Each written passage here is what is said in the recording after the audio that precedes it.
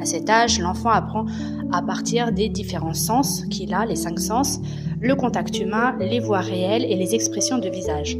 Trop d'écrans, même éducatifs, peuvent ralentir le langage, réduire l'attention et limiter les apprentissages de la communication non verbale. La recommandation, c'est pas d'écran avant 3 ans, sauf éventuellement des visios que vous pouvez faire en famille. À faire par exemple avec votre enfant à cet âge-là, parler, chanter, jouer, lire et laisser votre enfant manipuler au maximum les objets réels. À partir de 3 ans jusqu'à 6 ans, l'imaginaire et le langage se développent. C'est pourquoi, sur cette période, les enfants posent autant de questions. L'enfant construit sa pensée et son imagination. Trop d'écrans peuvent freiner à cet âge-là la créativité, perturber le sommeil et rendre l'agitation plus fragile.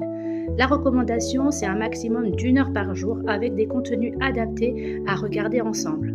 Ce que vous pouvez faire également, c'est commenter ce qu'ils regardent, poser des questions, est-ce que tu as compris, qu'est-ce que tu en as pensé, et encourager les jeux symboliques. À l'âge de 6 ans jusqu'à peu près 10 ans, c'est la phase d'apprentissage.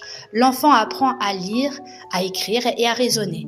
Un usage excessif d'écran comme les jeux, les vidéos, les tablettes peuvent vraiment affecter la concentration, réduire la mémoire de travail et créer une dépendance au rythme rapide des images.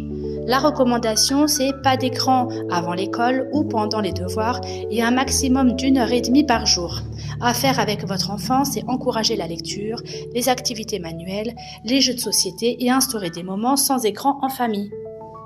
À partir de 10 ans, c'est l'autonomie et l'équilibre. L'enfant commence à utiliser les écrans pour communiquer et jouer et apprendre. Le danger principal devient la surexposition, le contenu inadapté et la phobie cognitive. La recommandation, c'est d'instaurer des règles claires, le temps, le lieu, sans écran et vérifier les contenus. À faire avec votre enfant, dialoguer, expliquer les effets sur le cerveau et donner des exemples comme les enfants observent plus qu'ils n'écoutent. En conclusion, une conclusion bienveillante, les écrans ne sont pas ennemis, mais des outils. Tout est une question de dosage. Tout est une question d'âge et de présence parentale. L'essentiel, c'est de préserver les interactions humaines, car c'est elles qui construisent l'intelligence émotionnelle et la confiance en soi. On peut éventuellement rajouter une petite phrase de fin, c'est de dire « L'écran peut divertir, mais c'est le regard des parents qui fait grandir ». J'ai illustré cette vidéo avec pas mal d'images qui existent déjà sur Internet sur la thématique.